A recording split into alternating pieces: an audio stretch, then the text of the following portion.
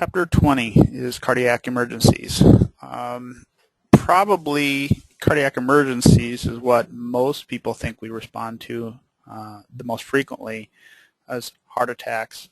That with horrendous car crashes, I think, is probably what most civilians and lay people would consider what we do the most. We do deal with a lot of cardiac emergencies, and I think we're going to continue to see a lot of cardiac emergencies for years to come. A lot of us have been conditioned to the American lifestyle, and that is leading to heart disease at a staggering pace. And without some significant changes in the American lifestyle, we're only going to continue to see cardiac emergencies grow. So there's a number of objectives, of course, for this chapter that you find in the first couple pages of the chapter. We have a couple of different major categories, I guess, of emergencies that we'll deal with here in the cardiac section. One of those being typically what we refer to as acute coronary syndromes, which is your standard chest pains, or people think are having heart attacks, congestive heart failure, things of that nature. The other major category of things that we deal with on a regular basis are cardiac arrest situations. Cardiac arrest situations, however, not as common as probably most people think. When we deal with cardiac arrest situations, they are pretty high profile, and they may have kind of a a glamorous, I guess, appearance to them. Although they couldn't be much further away from the glamorous. They're kind of an ugly situation to be in. Even with the advent of advanced life support EMS with paramedics, we still aren't real great at cardiac arrest and save rates. With your standard CPR, you have somewhere around a 3% save rate, and save meaning patient walks out of the hospital neurologically intact, as opposed to wheeled out of the hospital on a ventilator for the rest of their life and unable to communicate with the outside world. The adding EMS to it really only raises the chances of survival minimally, but we're learning more and more about it. So, a couple of multimedia videos talks about AEDs. You guys should be familiar with AEDs. You had to take that as part of your CPR course to get into this class. How to work a cardiac arrest, and then understanding what a myocardial infarction is. So I'd encourage you to look at those. Our core concepts, looking at the aspects of the acute coronary syndromes and any conditions that may lead into a cardiac emergency, cardiac arrest and the chain of survival, management of said cardiac arrest patient, and the use of an automated external defibrillator. Any special uses with the automated external defibrillator, and then the use of mechanical cardiopulmonary resuscitation devices. There are a number of devices that have recently come on the market. They've been around for a long time. They've been refined, and now they're kind of gaining a lot of support, although I will say that some of the agencies who were very, very impressed with these to begin with purchased these for a significant cost and are now finding that maybe they're not quite as good as we originally thought. So we'll start again with the cardiac anatomy and physiology just in review.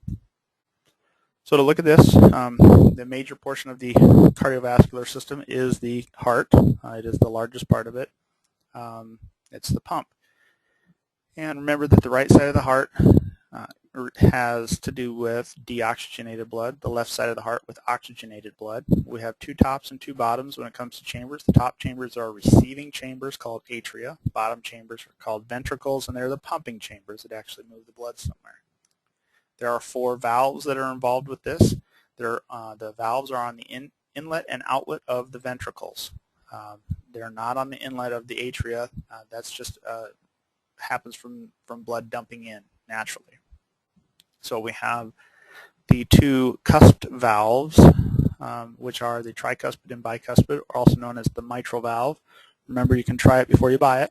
So the tri is on the right side, bi is on the left. Those are the valves that separate the atria from the ventricles. They work through the papilla muscles and the chordae tendineae, which are kind of like the parachute cords that will run the trap doors on the valves. The other 2 valves would be the pulmonary valve or pulmonic valve and the aortic valve, which keep the blood in the ventricle until it comes time for it to pump out into the respective vessels, and then also helps prevent backflow. And that's really the major portion of what the ventricle or the valves do, is prevent backflow. So just real briefly to recall, blood comes into the heart from the superior and inferior vena cava, dumping into the right atria. It's held there briefly until the tricuspid valve opens up with the help of the papilla muscles and the chordae tendineae. The blood dumps down into the right ventricle, where after it fills the ventricular kick, then we'll push it up through the pulmonic valve.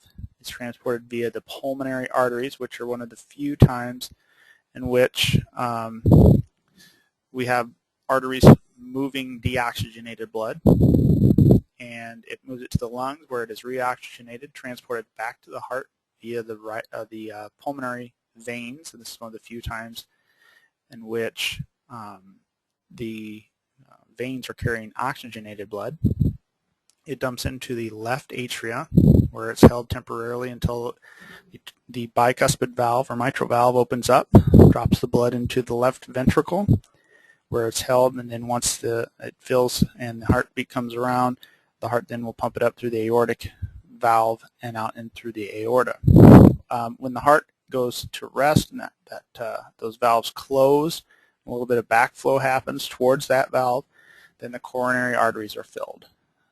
But otherwise, the primary branches off of that aorta go up to the top parts of the body.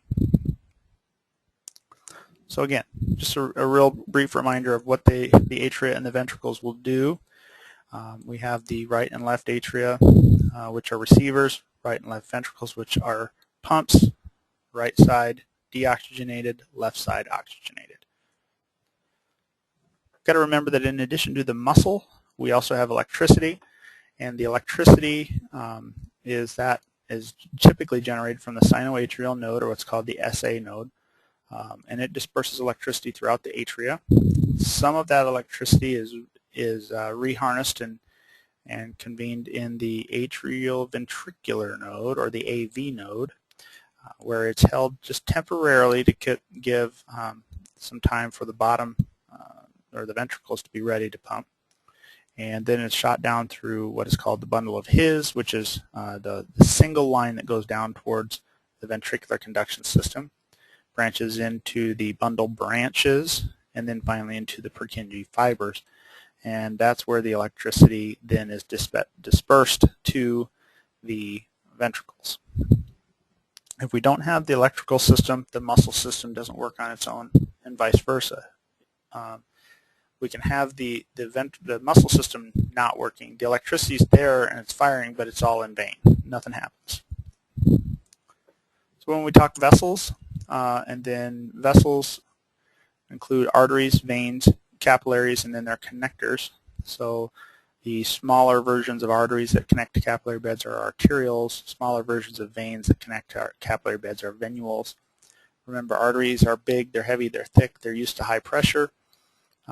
They move the blood away from the heart in most cases. Well, always move blood away from the heart. And then the capillary bed is actually where the business happens. So when we have oxygen going in and CO2 going out and vice versa, that happens in the capillaries. It reconvenes then in the venules and is piped then into the veins. Veins are thinner walled, used to lower pressure, significantly lower pressure. And they have the one-way valves that help funnel blood back towards the heart. So how does the normal function of the heart and blood vessels relate to the blood pressure and the distal pulses? Well, you have the heart pumping the fluid, and the vessels have to be the right size in order to have the right kind of blood pressure. So if you had very, very dilated, far too big of blood vessels, then you won't get any pressure in it. Think about trying to hook up a large fire hose to your little faucet outside to water your lawn. Not only would it be kind of an issue to find an adapter to make this 3 or 4 or 5 inch fire hose hook into that faucet, but trying to get the amount of water out of it to fill that hose with any amount of pressure to run a sprinkler would be extremely difficult. It would take a long, long time for that to happen. So we have to have the right size blood vessels and the right strength of a heart contraction in order to make the blood pressure work. If we have too big of vessels or too low of pump pressure, we have low blood pressures. Sometimes the vessels are very, very small compared to the pump. So if we would hook up, say, our garden hose to a fire truck to try to put out a fire, we have this little 3/4 inch hose hooked up to a pump that's capable of pumping 1,500 gallons per minute. You're actually going to blow the hose up, which is what an aneurysm is. But otherwise, you have extreme pressure in there until the point it blows, and then that would represent hypertension. So how is shock related to the function of the heart and the blood vessels? Well, it depends on the cause of shock. The vessels are either the wrong size, the heart is either not pumping to the appropriate level, or even on occasion we just don't have enough fluid to work with the heart and the blood vessels. So there are 3 major categories of shock there: pump failure, pipe failure, and fluid failure. When we have one of those out of whack, the other 2 have to try to compensate, and will for a short degree, and then usually will start to fail. So to talk acute coronary syndromes. Acute coronary syndromes are the various cardiac emergencies. So when we talk about, for living patients I should say, so when we talk about people with heart attacks and angina, those fit into the acute coronary syndromes. And those are the 2 most common ones that we discuss, are MIs and angina. But there are a few others that kind of fit in here as well, like congestive heart failure. So acute coronary syndrome is also sometimes called cardiac compromise, and this refers to any time that the heart may not be getting enough oxygen. And there are a few reasons why this can and cannot happen, but many different kinds of problems are under the ACS heading. Sometimes it's a spasm, sometimes it's a blockage, sometimes the body's just not getting enough oxygen, period. So in a sense, if you were to think about somebody maybe with a carbon monoxide poisoning, carbon monoxide poisoning really isn't a heart problem, but it eventually becomes a heart problem because the amount of oxygen available for the heart is so limited that the heart cannot continue to function. So it, in a sense, starts to create a cardiac emergency or an acute coronary syndrome. And it's really not even a heart issue to begin with. So symptoms often mimic non-cardiac conditions as well. Sometimes we have people complaining of what they believe is to be chest pain, and it's really a stomach problem, or vice versa. They're complaining of abdominal pain, and it's really a cardiac problem. So sometimes it's very difficult to differentiate, and if we are unsure, we should really try to treat it as a worst-case scenario. We treat these patients with ACS-like symptoms and signs as though they are having a heart problem, because that would be the worst-case scenario. Somebody has an upset stomach, and we treat it like it's a cardiac. In most cases, there's really not going to be many negative side effects, if any. But if we treat somebody with chest pain that we, for some reason, believe is abdominal pain, and we treat them just, with the limited things we do for abdominal pain, that person has heart muscle damage and dying as we piddle around. So that's why we tend to go think the worst until we're otherwise informed. So the symptoms of ACS, or acute coronary syndromes, chest pain is our best known one. People always assume that chest pain is cardiac related, and that happens a lot. We assume it that way, but in reality it's not always the heart. You can have lung problems, you can have trauma to the chest, you can have a hiatal hernia, which actually causes the stomach to kind of suck up through the diaphragm. You can have gastroesophageal reflux disease, or essentially super heartburn, and all those things can kind of mimic it. So this chest pain, and I think we should probably from this point forward refer to it more as chest discomfort, because when we say pain, there are a lot of patients who will stop and go, oh no, I don't have any pain, it's just uncomfortable. So they may describe it as crushing, dull, heavy, squeezing, pressure, and so those are some of the ways that it gets described. In most cases, patients with a chest pain, it says it's very sharp, it feels like somebody stabbed me with their knife right here and can put a finger right where they feel that pain. In many cases, that's really not cardiac related. But we don't often have the diagnostics in the field for us to perfectly be able to diagnose that yay or nay. So in those cases, if you're unsure, again, treat on the worst case scenario. Often this discomfort radiates to the arms, the upper abdomen, the jaw, around into the back. It can feel like indigestion. Oftentimes they also will complain of dyspnea or shortness of breath. Well, this makes sense because a patient who's not getting enough oxygen to the heart, their body's thinking, well, this isn't the heart's problem, this is the lungs problem. So let's get the lungs to get better and more air in, and that better quality and more air will then hopefully offset this and fix it. And patients will think that, oh, well, I have some difficulty breathing as well. Not to mention the discomfort that they feel across their chest probably lends to this a little bit as well. Sometimes dyspnea is the only finding in some of our patients. This is a good time to introduce a concept to you guys here. There are going to be lots of things that you're going to read in this textbook that tend to be the norms.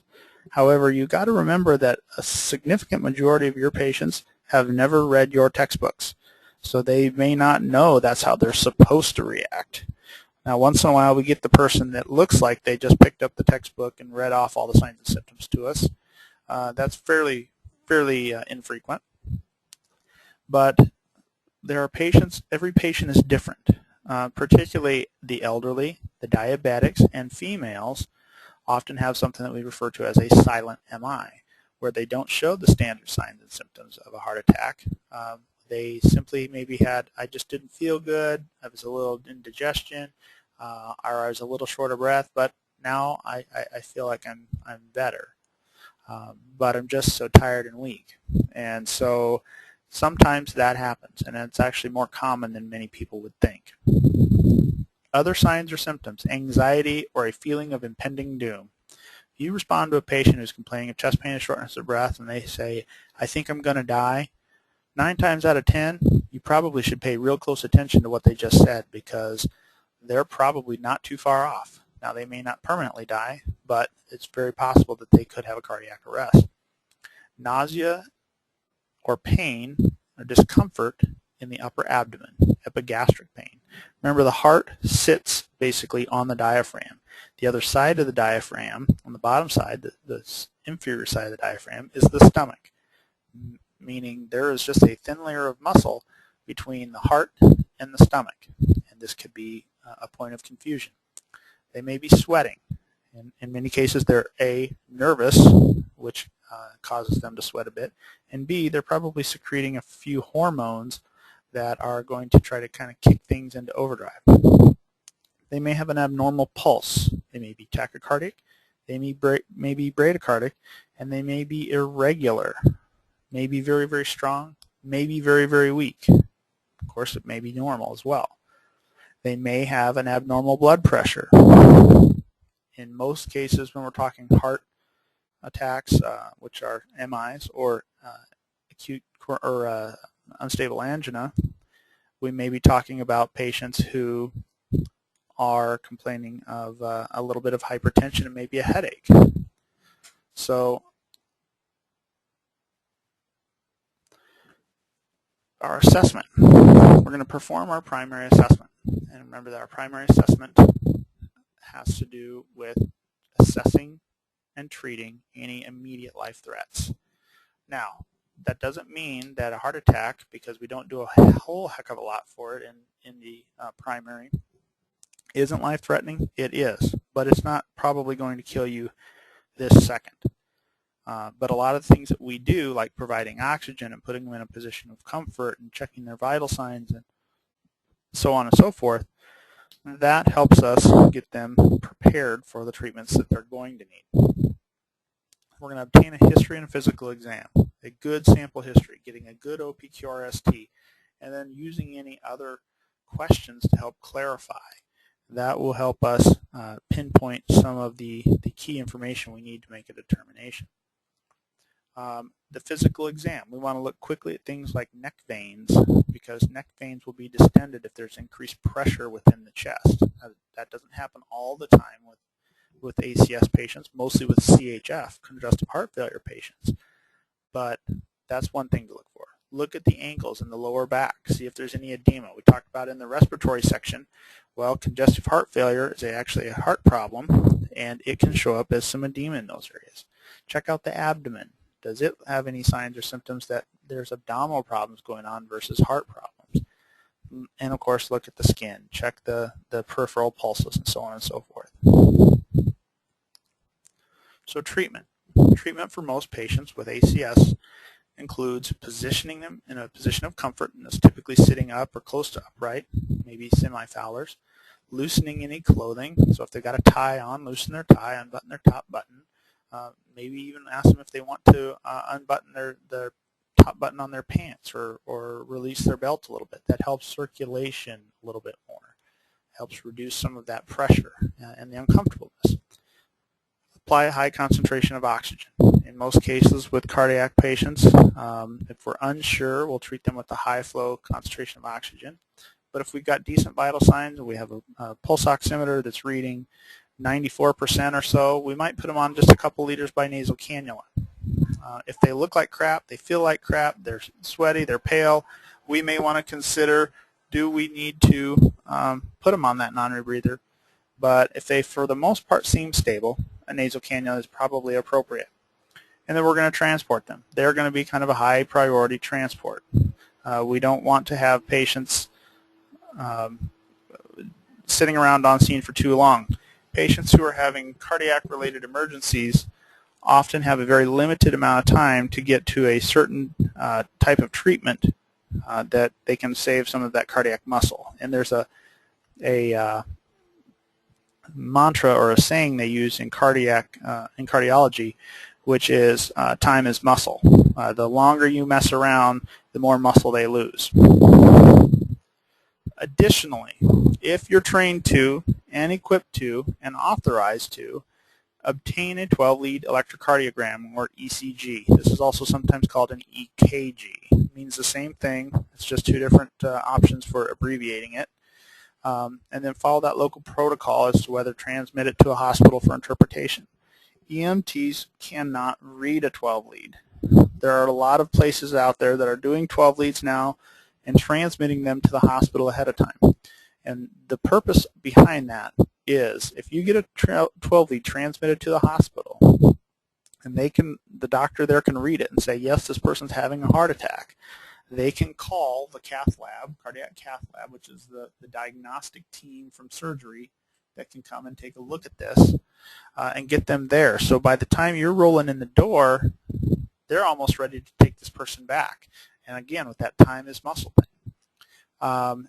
If your service has a 12-lead electrocardiogram monitor and the ability to transmit it, I hope that they will turn off the interpretation function.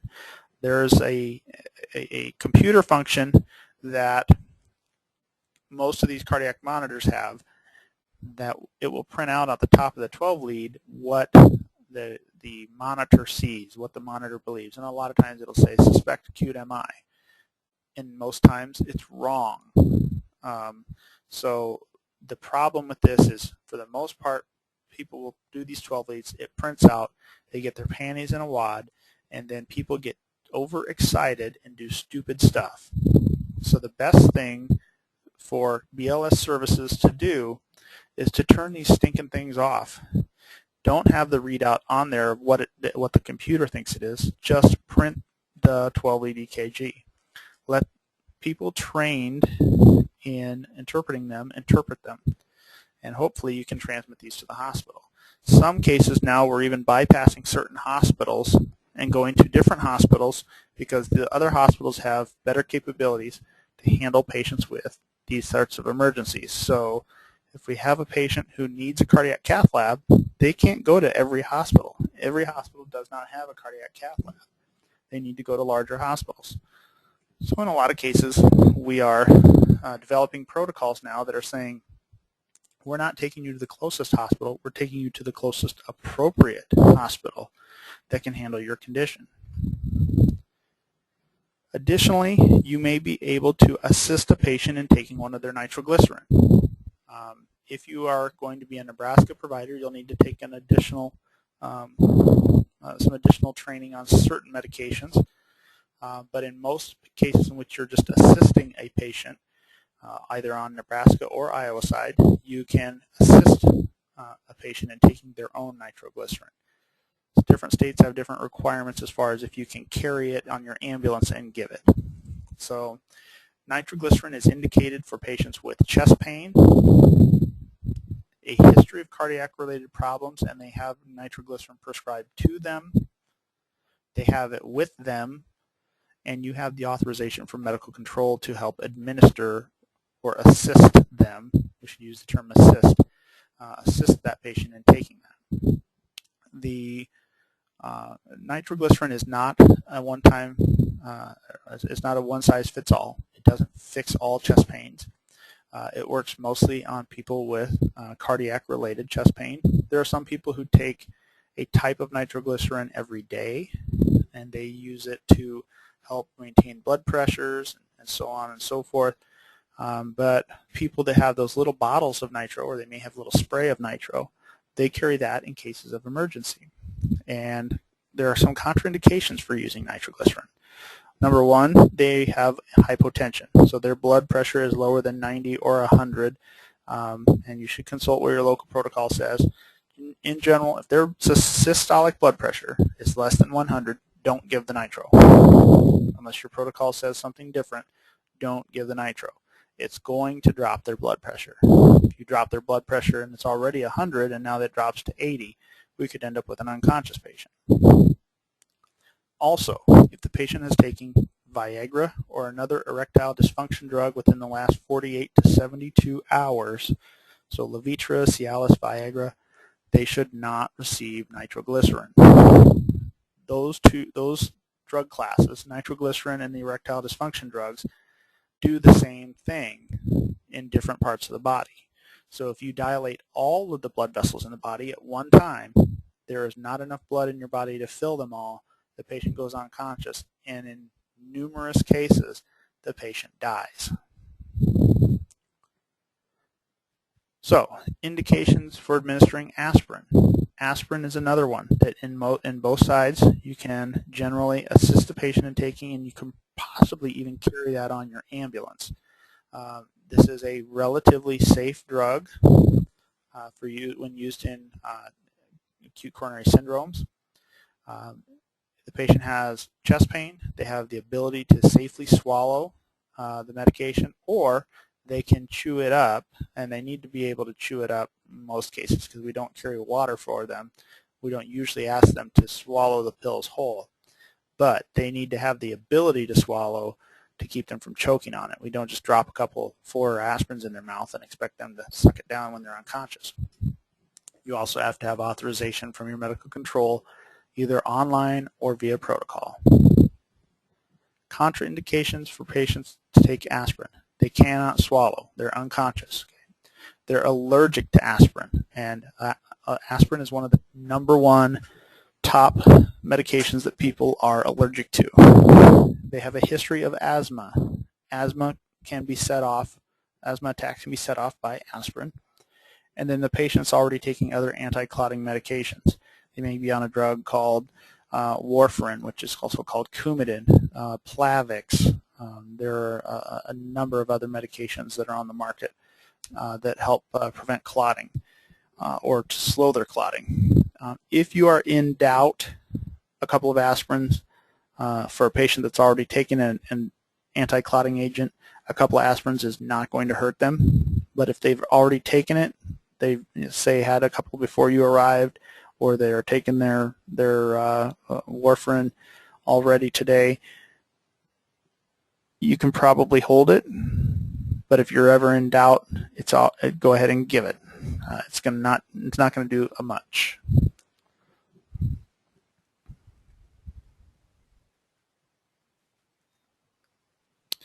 Okay, so to talk about the causes of cardiac conditions, you noted that we kind of grouped the treatment for acute coronary syndromes kind of together in the beginnings of this chapter. That's because for the most part they're treated all the same. So we may talk about a little variation from here or there, but for the most part they're treated all about the same. So that's why we kind of group those together. So there are a number of causes of cardiac conditions. In most cases, the causes of cardiac conditions are things that have accumulated over time. Lifestyle, like I mentioned before, that lifestyle a lot of times is the cause of many of our cardiac conditions. So heart problems usually are from the result of the function of the blood vessels being decreased, and occasionally it's from the strength of the heart being decreased or diminished. But in most cases, when we're talking heart attacks and angina, it's usually a blood vessel issue. So coronary artery disease is a big problem in the United States, and actually in lots of different countries around the world who have kind of grabbed a hold of the American lifestyle. This is also referred to as atherosclerosis or arteriosclerosis, specifically though talking about heart vessels. Athero and arteriosclerosis can occur in any vessels. So arteriosclerosis is the hardening of an artery, and atherosclerosis is the hardening of an artery due to plaque or fat buildup. So coronary artery disease is this condition that narrows or blocks the arteries of the heart, and usually results from the fatty deposit in most cases, in the inner walls of the arteries, and this narrows that intervessel diameter. So you can see how it kind of hourglass funnel shapes it right here. So that decreases the amount of flow through that vessel. I like to think of this as think about your bathroom drains, and how bathroom drains over time start to run slower and slower and slower from all the gunk that's building up in there. You know, the hairs and the soaps and the hair products and toothpaste and so on and so forth all kind of starts to congeal on the inner walls of our pipes. And so then eventually we either have to run some sort of a tool or a snake down there, or we have to run some medication, or in this case when we're talking pipes, run some drain cleaner down there and remove that. And so it's a little easier said than done in your bathroom pipes as it is in your human body. So when we're talking coronary artery disease, occasionally we also will get something that's called a thrombus. And a thrombus is an occlusion of blood flow caused by the formation of a clot on a rough inner surface of a diseased artery. So what does that mean? Well, when your arteries start to fill up with plaque and whatnot, and it usually occurs between the layers of the vessel, and that is actually seen as inflammation, or sort of really kind of an injury, more or less, to the vessel. And when the body sees that this is an injury, it dispatches its clotting factors to help take care of this, because it thinks, well, there's a weak spot here in the artery. We need to put a clot there to help support it. Well, if the clot forms in just the right spot, it completely occludes the blood flow through, because there's really no sensor in the blood there that says, hey, don't put a clot here. It's just on the walls, and so it doesn't realize it, but it actually shuts off its own circulation. And that thrombus can even break loose and it can form an embolism. An embolism or an emboli can move through the body and include blood flow downstream in a smaller artery. So thrombuses are a blockage that forms at the site. An emboli or an embolus is a blockage that formed elsewhere and migrated to the site. So very similar concepts, and what happens in the long run is actually the same. It's just a matter of how were they generated. So with this reduction in blood supply, that myocardium, which is the heart muscle, causes an emergency in a majority of cardiac-related medical emergencies. So we have, three things that our body absolutely must have to live: water, sugar, and oxygen. Well, when we shut off the blood flow because there's a blockage in that artery, we've shut off the water and the oxygen and the sugar that can actually get through there. So without those three major components, the sugar, the oxygen, and the water, the body starts to die. And that's what happens to that portion of the myocardium. So the chest pain is the most common symptom of reduced blood supply. When the body is injured, it usually triggers some pain or discomfort. So when that happens, we have complaints of pain. We may also have something called an aneurysm. And an aneurysm is a weakened section of the blood vessel. It begins to dilate or balloon out, and it can burst, causing a rapid, life-threatening internal bleed, depending on how big the artery is that's involved.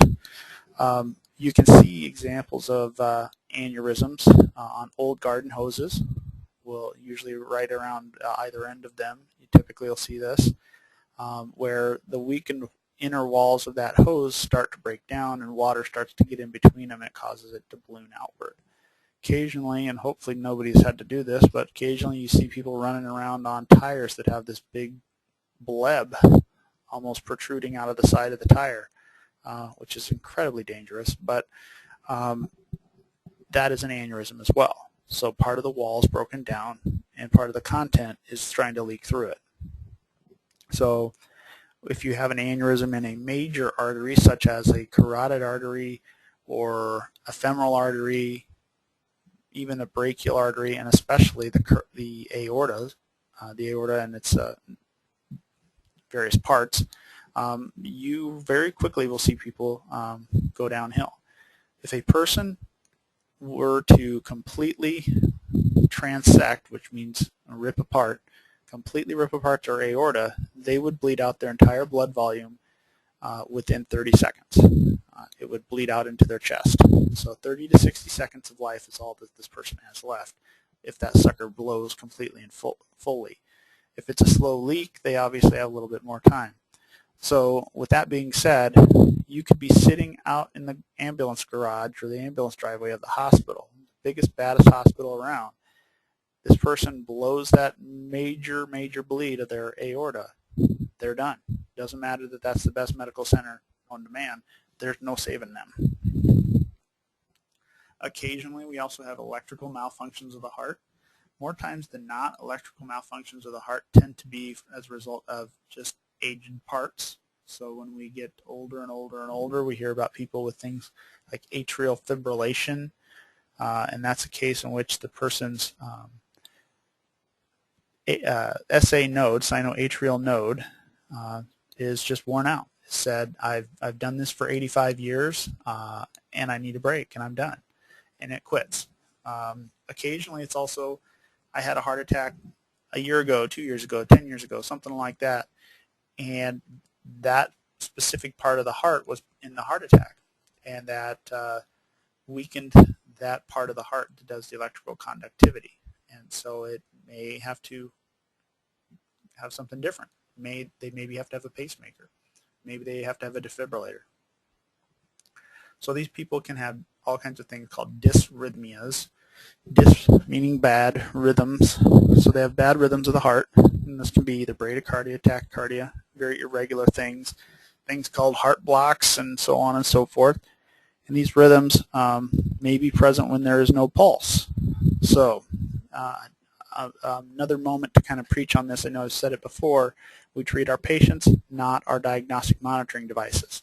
So if we would happen to put a patient on a defibrillator that has a screen that shows us something that looks like a normal rhythm, even though EMTs aren't taught to look at normal rhythms, even though they may appear to have something good, if they have no pulse, they are unconscious and not breathing, you disregard what the monitor says and you push on the chest and blow in the mouth because that's what they need.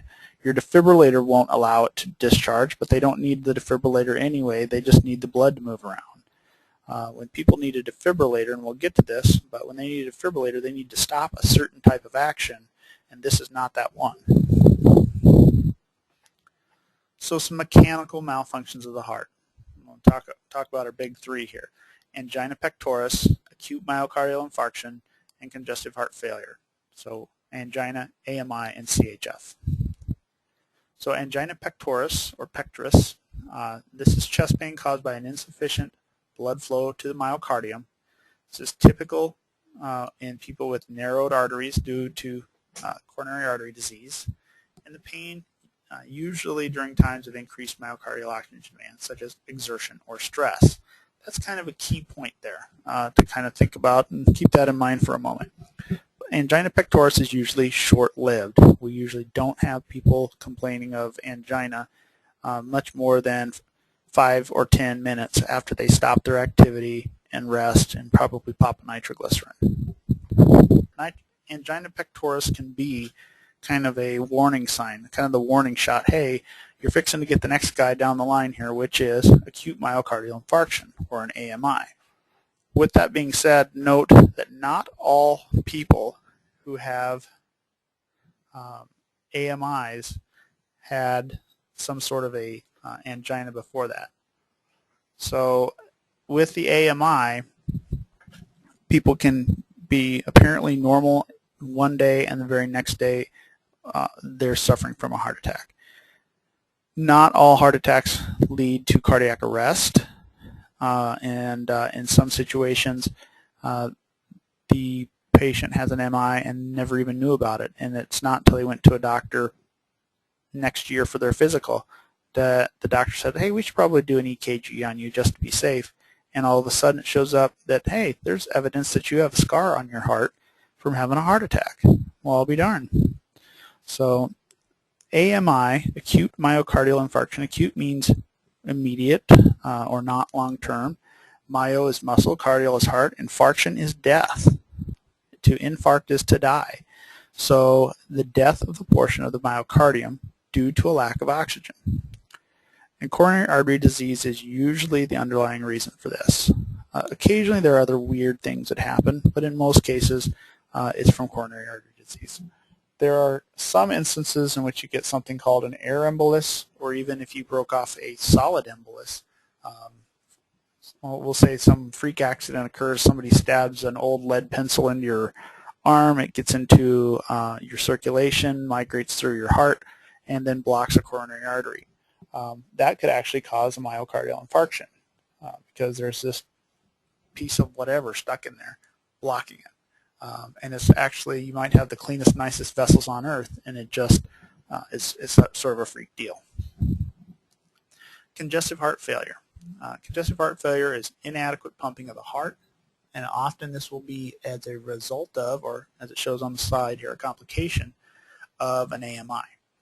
And congestive heart failure, I like to think about it, if you want to think about it in mechanical terms, any of you guys that are gearheads out there, if you thought about how in the world a car might run if only 7 of the 8 cylinders in the 8-cylinder engine were operating. It doesn't run very well. It runs very inefficiently. It might actually run, it may actually go down the road, but it's not going to do it very well. So the it's kind of like needing to put some gum out in there and clean out your fuel injectors because your injectors aren't working right.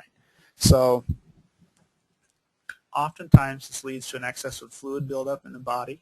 Usually it'll settle either into the dependent areas of the body, the lower back and the ankles, even the hands, or will end up in the lungs, or both. Can be brought on by diseased heart valves, high blood pressure, COPDs, or even any of the OPDs. Asthma could potentially do it as well. So, and this congestive heart failure is just a constant backup. Things are backing up and backing up and backing up and backing up. And so when it's almost like the line for the tickets are getting longer and longer and longer, it's like being in line at Sam's Club. You're the 15th person back and things aren't moving very fast. So that's kind of what congestive heart failure is. So how does this progress? The patient sustains an AMI. Maybe they had angina before this, so we could consider that even as well. That maybe for a year they had increased discomfort when they were working out, when they were mowing the lawn, when they were out for a jog, whatever. But they didn't think much about it. All of a sudden, whammo, they have an AMI. That myocardium in the left ventricle starts to die off because that left ventricle is responsible for pumping blood to the whole body. It backs up because it's inefficient. So think about it as we take a section of the heart out that can pump, and we just put in something that's like a brick wall there. So a whole area of the heart doesn't function like it's supposed to.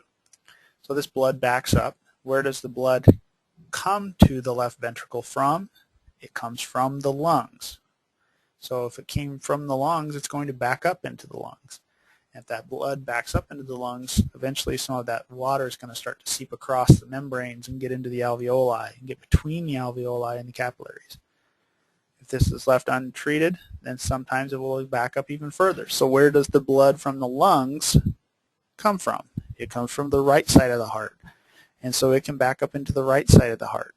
And then if the right side of the heart starts to fail, then it backs up to wherever it got its blood from. And it gets its blood from the top and the bottom parts of the body. And the top part of the body being the hands, the bottom part of the body being the lower back or the feet, depending on how that patient typically spends their time. So signs or symptoms of CHF. These are a little different from our standard other ACS episodes, where we talk that you have chest discomfort, shortness of breath, nausea, vomiting, anxiety, sweating. This, when we talk about CHF, has a couple of other kind of key ones to key in on.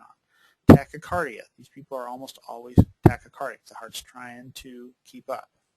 They're dyspneic, or they have shortness of breath, and they are cyanotic because their body's really starving for oxygen. They may have normal or an elevated blood pressure. Many times it's elevated. Diaphoretic. They have pulmonary edema. So when we listen to their lungs, we hear crackles or rails in most cases. Remember, that's the fine kind of very little bubbles, the minute bubbles, as opposed to the big, thick, mucousy, globby bubbles that we hear in bronchi. So they'll have rails. They may also have a dependent edema in their ankles, their hands, or their lower back. Anxiety or confusion due to hypoxia. These people are hypoxic. They do need some oxygen in the system to keep them functioning well. They may have engorged, trying to run it engorged and enlarged, engorged pulsating neck veins, which is a late sign. That's jugular venous distension. Remember, the best way to check that is have your patient lay on their cot, put the head of the bed about a 45-degree angle, and then have the patient look straight ahead, which is going to be up more towards the ceiling. You look at their neck veins on the side of their necks, and if that blood, if they're up over at least halfway, they're generally considered to be distended. It's normal for there to be just a little bit of neck vein distension. If it goes all the way up to their ear dang near, then that's pretty severe. And this is from backup of blood, remember. They may have an enlarged liver or a spleen. Those are not things that you typically would know. So here's kind of the painted picture of our CHF patient. Mild to severe confusion, cyanosis, tachypnea, which is fast breathing, may cough up pink, frothy sputum. Talked about that in the respiratory chapter. Pink, frothy sputum. There's a little bit of blood tinting the water there. So low, normal, or high blood pressure, and in most cases high. Rapid heart rate, a desire to sit upright, or they may be propping themselves up, trying to keep their head above water, essentially, is what they're doing. They're trying to keep from drowning, and that's what exactly is happening to them. They're going to be anxious. They may have distended neck veins. They may have crackles in their lungs, short of breath or dyspnea, pale, cool, clammy skin, or even cyanotic skin, abdominal distension, because some fluid can collect there as well, and then dependent edema.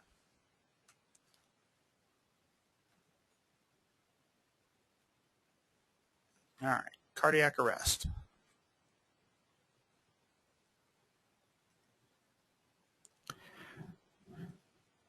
Okay, so with patients in cardiac arrest, this is probably what most people think we as EMS professionals do all day, every day, and think that this is this is what EMS is all about. And in fact, it's actually a fairly rare event in the grand scheme of things. Most of our patients are alive and walking and talking, but we do certainly train hard for cardiac arrest, because cardiac arrest is really the most serious situation that we deal with in most cases. However, you do also need to remember that a patient that's in cardiac arrest is technically dead. They don't get any deader, and if we happen to resuscitate them, we were actually on the lucky end of things, because that's not typical. We don't see most patients resuscitate. But when we are talking about cardiac arrest, we have 5 major elements in what we call the chain of survival. And in order to have patients have good outcomes, we need to have as many of these elements as possible, preferably all 5 of them, in place. First one being immediate recognition and activation. For every minute that a person is in cardiac arrest, they have a 10%, they lose 10% more chances of survival. So you lay there on the ground for 1 minute before anybody touches you, finds you, does anything to you in cardiac arrest, you are already down to a 90% chance of survival.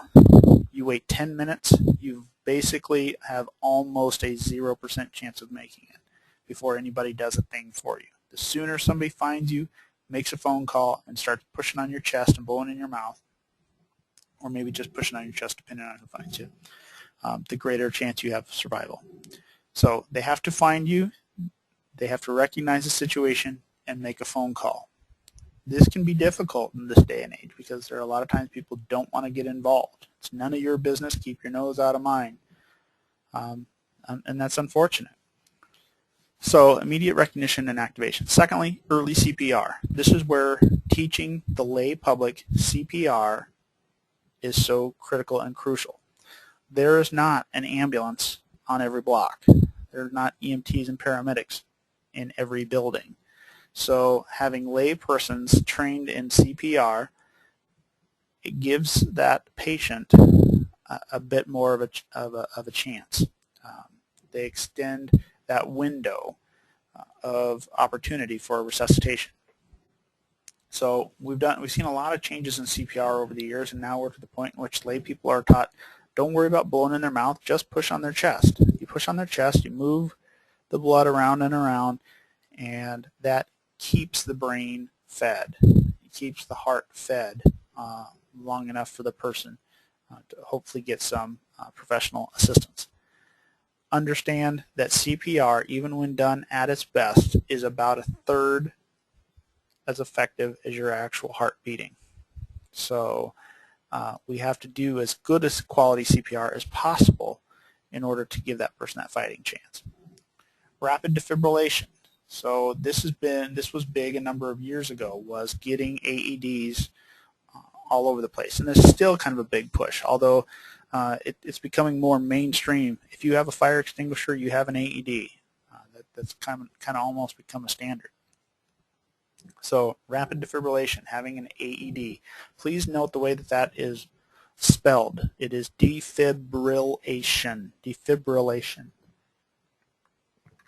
And what defibrillation is resetting the heart in hopes that it will beat on its own in the correct rhythm. It is not restarting the heart. And that's a common misconception. People think, well, you zap them on the chest, it'll restart their heart. No, you zap them on the chest, it resets it. Basically knocks all the blocks down and says, okay, start over, do this in order. So AEDs, a lot of AEDs throughout the world these days. In most of your larger public buildings, you will find these. as well as the AED you have on your truck. They're depending on the place you're at.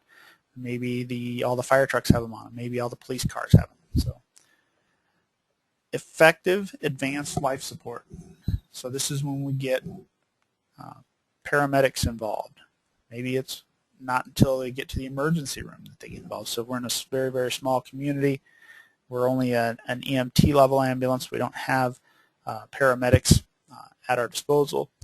That ALS may not come until that patient arrives at the hospital. Advanced life support, advanced cardiac life support from paramedics is effective in doing some stabilizing measures, whether it's keeping the patient from going back into cardiac arrest or stabilizing them after they've been resuscitated. Paramedics, nurses, doctors, they have a lot of drugs that they can push, but in reality, they're not nearly as effective as we think they would be. So we need to concentrate, and we're constantly having to kick paramedics to and say, well, now stop it. You got to be a good, effective EMT, or the rest of the stuff you can do as a paramedic doesn't make a bit of difference. So high-quality CPR, AEDs, and then at the advanced level, we use manual defibrillation, where the paramedic or the nurse or the doctor reads the cardiac monitor and makes that decision, shock or no shock, and how much shock, as opposed to the automated. And then integrated post-cardiac arrest care. We have to have other elements to stabilize and manage the patient after the arrest. So if that patient has been resuscitated, our goals have to switch from trying to get back a pulse and breathing to maintaining pulse and breathing, and then caring for the rest of that patient's needs, their brain, their kidneys, their heart, their lungs, their liver, and so on and so forth. So this might include things such as cooling the patient, just like you don't take home a steak and throw it out on the counter for a week, because when it's too warm and that's not living tissue, that tissue breaks down very quickly. So we put it in the refrigerator, and that helps preserve the tissue. Same thing happens in cardiac arrest. The circulation isn't good. It's basically like taking them and throwing them out on the slab and letting them start to deteriorate. But if we cool them down, the body's demands are much less, and therefore it preserves the tissue for longer. And maybe some various different ways that we do that with ice, different cooling blankets, cold IV fluids, and whatnot. So we have to be very, very attentive to all of the patient's body needs. Teamwork is huge. We have to have teamwork. And this can be very sad in a lot of places. Teamwork is so standoffish. There's a line in the sand that this is our territory, that's your territory, don't cross it or we're going to have a rumble. If you don't have the teamwork between the lay persons, the BLS providers, the ALS providers, the hospitals, maybe fire, whatever, the patient suffers. That's just plain and simple. The patient will suffer. And there has to be coordination. Has to be somebody kind of in charge. Somebody needs to make decisions. Everybody can't just be doing their own thing because, oh yes, this is the way that we think it should go, and we're not going to do it your way because your way's, well, it's your way and we think you're stupid and we hate you and we're going to throw rocks at you. Somebody needs to coordinate all the efforts. Usually it's the person that is the highest license and has the most experience. It's usually the one that tries to direct this, and that is what makes the best outcomes for our patients. So immediate recognition and activation. This is requiring prompt notification of EMS systems. This is most likely a bystander or a family member's responsibility.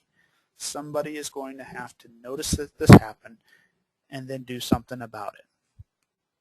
So in most of the United States, we have the 911 system. The 911 system is in various stages depending on where you're at. It may still be just a telephone number, and it may be to the point in which you can text 911 and get response on the way. So recognizing and getting somebody coming. If there's nobody going to check on grandma on a regular basis and she falls, and 4 days later somebody finally decides to go check on her, and they find her down and she has no pulse and no breathing, chances are this is too late. So that's why some of the medic alerts and the push button bracelets and so on and so forth are so effective. So early CPR increases survivability. There are 3 ways CPR can get delivered earlier. Number 1, get CPR trained professionals to the patient faster. Train lay people in CPR, and then train dispatchers to instruct callers how to perform CPR. So in some systems where they allow pre-arrival prompts by the dispatcher might walk a person through CPR who's never taken a course. Getting CPR trained professionals to the patient faster, that doesn't happen very easily. Most of the time our systems are structured a specific way, and outside of adding a whole bunch of trucks and a whole bunch of people, we may not be able to accommodate that.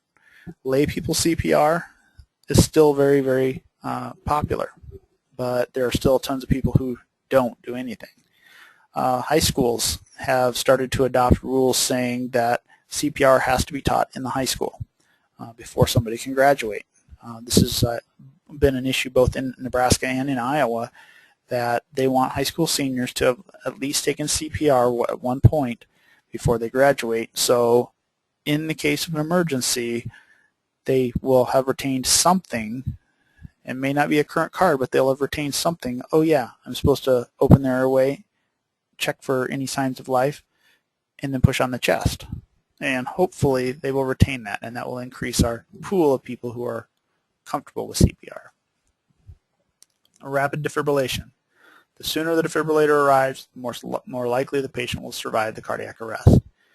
There is one case in which the defibrillation actually bumps ahead of CPR. If the patient was sitting there talking to us, looking at us, or had a pulse and was breathing, and we watched them go into cardiac arrest, they slump over, they're not breathing, they lose a pulse. That is a case in which we grab the defibrillator, slap it on the patient, and shock them as soon as possible. All other times, if we didn't witness it, we want to do CPR for at least 1 cycle or 2 minutes before we try to defibrillate. We need to make sure that the heart is not surrounded by a bunch of stagnant blood, and so the heart is a little bit more receptive to receiving a defibrillation. That's why we will, if we didn't witness it, we will start CPR, and then once the AED is available, we finish our 2-minute cycle, then we will analyze and shock the patient.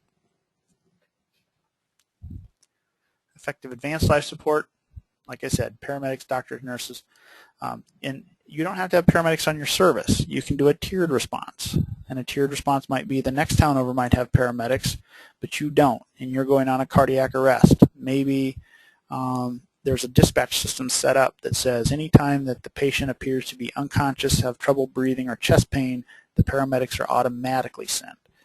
Maybe it's something that you get on scene and you realize this is bad. You get back on the radio, you call dispatch and say, dispatch the paramedics. And the paramedics might meet you halfway to the hospital. They'll get out of their truck, get in the back of your truck with their bag of drugs and maybe their certain pieces of equipment like their defibrillator, and they will continue providing advanced patient care in your truck on the way to the hospital. So this can increase the availability of advanced life support to all patients and agencies. So rapid transport to the hospital may be the most time-efficient means of obtaining ALS. So if you are 30 minutes from the hospital and ALS is 30 minutes in the other direction, then you're most likely, your best bet is just to transport as quickly as possible to the hospital. And when I say quickly, I mean as safely and quickly as possible. But if your paramedics and your hospital are both in the same location in one town, or they're both in the same town, doesn't even have to be the same location, but they're in the same town, you can have the paramedics meet you halfway and they get started on the advanced care. Integrated post-cardiac arrest care. This is coordinating numerous means of assessment and interventions that together maximize the chance of neurologically intact survival. I mentioned before, a survival or a resuscitation is when the patient walks out of the hospital under their own power. It is not, we got a pulse back, because we get a pulse back a lot. We get a pulse back, and the patient survives another hour before they code and die. They survive to the next day before they code and die. A real save is when the patient can go back to a normal or fairly normal lifestyle after their event. And like I said, this might be cooling, might be certain drugs, might be certain services that a hospital can provide. Performing 12-lead EKGs. A 12-lead EKG is not necessary on a cardiac arrest patient because all 12 leads will look the same. It's all 12 the same dead heart. So that's not necessary during a code. We often call this a code. But after the fact, they'll perform the 12-lead to see what area of the heart maybe caused this. Avoid hyperventilation. And this doesn't have to be advanced care. This is basic care. When we are talking about oxygenation and ventilation at the basic level, controlling ourselves has to be paramount. If you're the bagger, if you're the person in charge of airway, you have to be diligent in watching the amount of oxygen and the rate of ventilation. We used to believe you hyperventilate the crap out of everybody, and so we'd bag them 30, 40, 50 times a minute. And a lot of that was driven by our adrenaline. So we'd bag, thinking that we were doing this person the best thing we could because we were stacking the deck with oxygen. We'll come to find out what we were actually doing was making all their blood vessels in their brain shrink up because they said, whoa, there is way too much oxygen floating around in here. We don't need all that. We're just going to use what we need, so let's shrink the blood vessels down.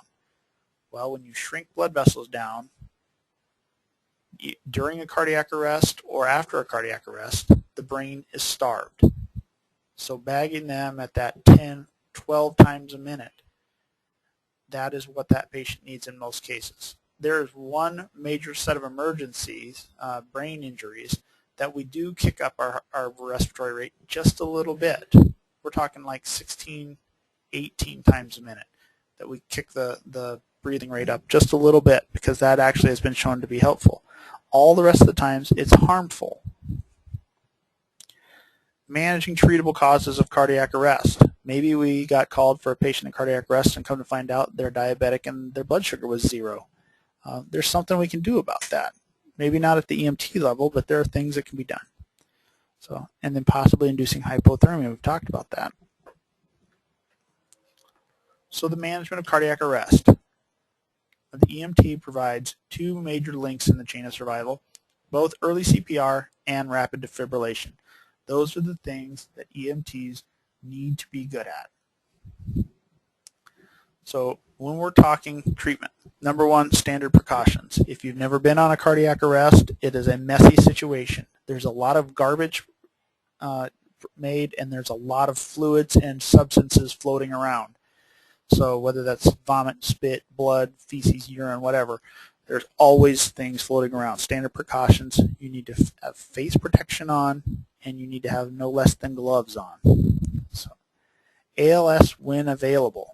If you can call for ALS and get them coming, even if you get sent to an unconscious party and you say, let's get the paramedics coming, and then you get there and come to find out they were just sleeping, you can always turn them around and tell them you can go back in service. 1 and 2 rescuer CPR, depending on how your services are set. If you respond directly to the scene, you might have to start with 1 rescuer CPR. And then once additional help arrives, then you switch to 2-person CPR, 30 and 2, 30 and 2, 30 and 2, 30 compressions, 2 breaths. And then using an automated external defibrillator. You need to be familiar with your equipment. I hear about this on a frequent basis where people say, oh, I don't know how to turn this on, or how do I make it shock, or I didn't know what to do, so I just shut it off.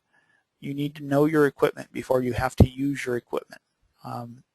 Being on your first cardiac arrest is not time to pull out the owner's manual and read about using this machine. You should know how to use it before you ever have to. We are going to do some artificial ventilations. Remember that this goes along with chest compressions. As lay people, you may only be pressing on the chest, but as a professional rescuer, you're pushing air in and out via either a pocket mask, bag valve mask, or even a demand valve. And airway management. Depending on what your state allows you to do, you may be using an oral or a nasal adjunct. You know how to do that already. You may be using the King airway. Remember, king airway is considered a little bit more complicated airway. We may start with a jaw thrust or a head tilt chin lift. Then we may decide that we're going to migrate to the next little tool, which is either an oral or a nasal airway. And if that's not doing the trick, then we may decide, okay, we're going to put in a king. And so we put in the king airway to give us a little bit better airway. Suctioning. Don't forget suctioning. Almost always when a patient is in cardiac arrest, a patient is going to vomit. So suction is a must, must, must. Somebody needs to be interviewing bystanders and family members. Try to get a feel for what happened. Why is this person in cardiac arrest? Well, he was complaining of chest pain for the last 2 hours, or he was working on the air conditioner outside and forgot to turn off the electricity and got shocked. He got hit in the chest with a line drive fastball, and here he's in cardiac arrest. And we're also going to be doing lifting and moving of patients. In most cases, when we have patients in cardiac arrest, we place them on a long spine board. It can be dual purpose. Number one, if they're in cardiac arrest and we're a trauma patient, we're immobilizing their spine. We're going to use a C-collar as well. But if they're not, if they're a medical patient, a heart attack victim that's now gone into cardiac arrest, we're probably still going to use a backboard because number one gives us something hard to press against. And you should know that if a patient is in cardiac arrest, you cannot do good chest compressions in the patient's bed without anything underneath them. So you should drag them onto the floor. Also, it puts them in one concise package for transport. So if we put them on a backboard, we strap their arms down, we strap their legs down, we've got them all together in one place, it's much easier for us, 2 or 3 or 4 people, to grab a hold of that backboard and move this person than their limp, floppy body with nothing under to support it. Your automated external defibrillator. There are 2 types of automated external defibrillators. There's semi-automatic and fully automatic. We generally do not use fully automatic defibrillators anymore. The first ones were fully automatic. People who have them implanted, they're fully automatic, but for basic patient care, fully automatic doesn't make a lot of good sense. Let's think about this for just a moment. Let's say you have a patient who arrested upstairs.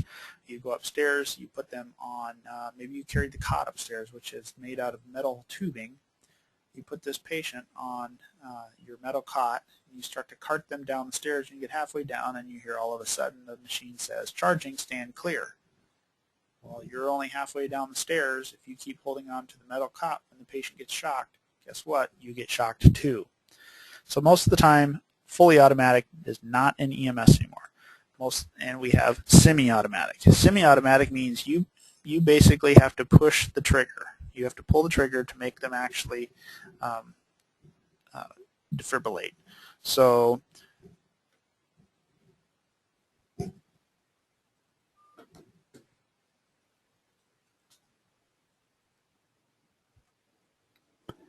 all right, so furthermore on the automated external defibrillator, semi-automatic requires you to push the button to actually deliver the energy.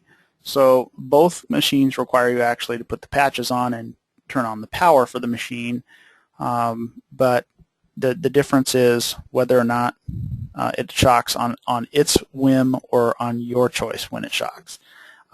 So some of the older models of defibrillators also had the option of you pushing the analyze button at certain times. Those may still be available and still be out there, but in most cases it's kind of doing an automatic analysis as it times itself and lets you fit in your compressions in between. So AEDs may also be classified by the type of electricity that they deliver, monophasic versus biphasic. I don't want to dwell on this very long because I would rather us not use these terms to be so confusing. Monophasic, it sends a single shock from the negative to the positive pad. The biphasic sends shock in one direction and then the other. So from the red to the white and then the white to the red.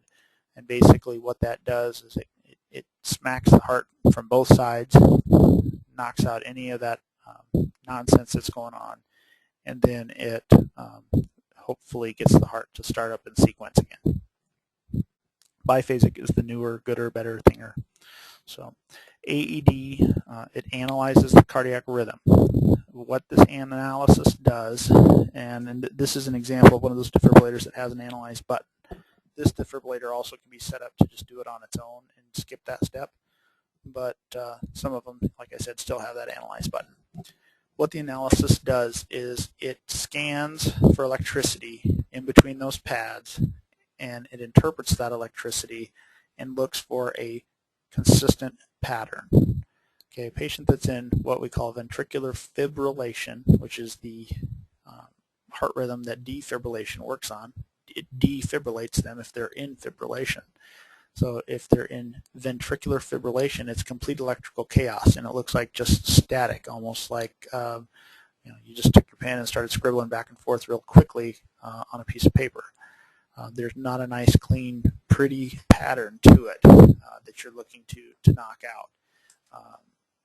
You're trying to get the heart to stop doing what it's doing and to get into sequence and beat in the nice, what everybody thinks is the nice normal sequence of the heart. So it may also defibrillate patients with a very clean rhythm that's over, say, 300 beats per minute. Certain heart rhythms over, depends on the manufacturer, certain heart rhythms over a certain rate, it will allow you to defibrillate them because what they need is they need to be shocked and slowed down. So VFib and VTAC. VFib, like I said, is complete electrical chaos. Everybody's just doing whatever they want. To think about this, think about a room full of kindergartners that you gave an espresso and a puppy to, each one of them, and they are just going off the walls, jumping up and down, running all around, doing body slams off the desk, whatever. That's ventricular fibrillation. And when we do a defibrillation, it's like taking a giant taser and tasing the whole room, knocking everybody down at the same time. Ventricular tachycardia, this is one cell in the heart has hijacked the electrical system and is taken over. Basically says, I am in charge and I'll tell you guys when to go, and I want you guys to go 250 times a minute. And he has hijacked it. So